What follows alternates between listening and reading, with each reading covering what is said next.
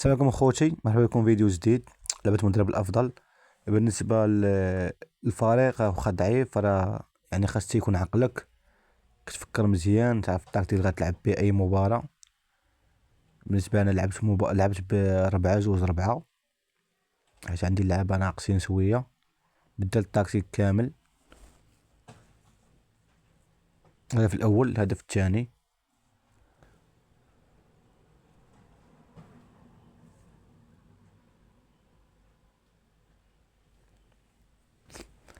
غيرت الخطة كاملة، غيرتها، غيرت التكتيك ديال اللعب. باش ان شاء الله ندير حلقة نوريكم كيفاش، الحلقة الجاية ان شاء الله.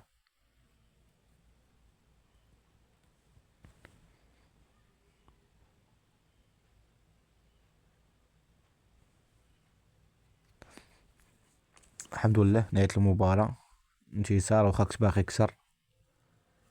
يكسر من جوج 4 الأهداف، حيت لعبت بخطة هجومية زوينة. معليش، المهم البداية لي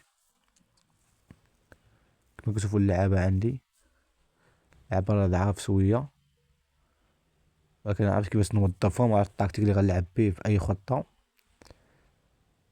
داكشي علاش اللعابة عندي اليوم ربحو، ومازال إن شاء الله ليا المباريات المقبلة. نعطو المكافأة، دوزو مباراة توتنهام.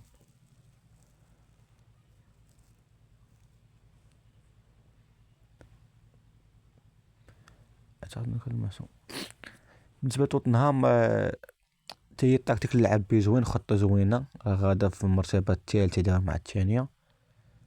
هي الشوط الاول ما كتماركيش ليا بزاف، السلام ديما عليكم الشوط اخوتي، مرحبا الثاني بكم ديما فيديو جديد كتقلب في لعبة المدرب النتيجة، الافضل. كيماركيو 3 مباراة جوج. ديال النادي العراقي، قديت التكتيك زوين، خطة زوينة، نهاية جبت الشوط لعابة الاول. زوينين اللي غندوزو بهم.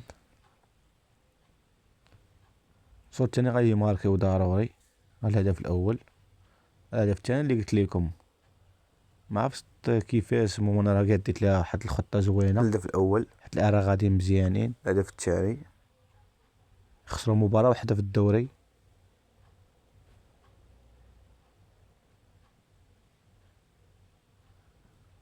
نهاية المباراة، بداية الشوط الثاني، هذا كان هدف على الدخلة. مهم. سولو بالمباراة ديال تشيلسي، قادو التدريب، اللعبة اللي كنعتمد عليهم بزاف.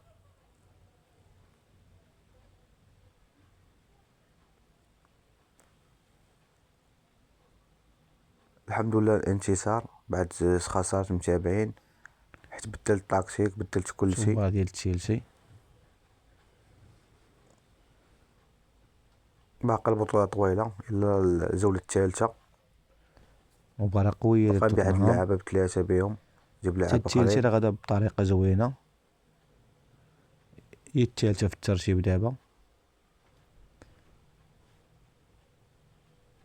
واخا تشيلسي اللعابة اللي عندي ناقصين كاملين، الفلوس ما يعني كاينينش، قديت يعني بها راه خطة زوينة. كنقضي بالافكار ديالي وصافي. ضربت بها المان سيتي، لقيت الارسنال حتى هي ضربتها. في مباراة توتنهام، بقى هي ماتش ديال ليفربول اللي صعيب، ليفربول هي الاولى.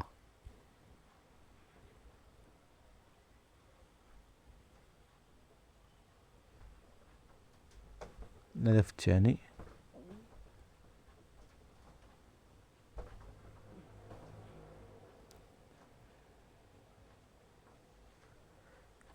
نهاية نهاية الشوط المباراة الاول. بانتصار جديد.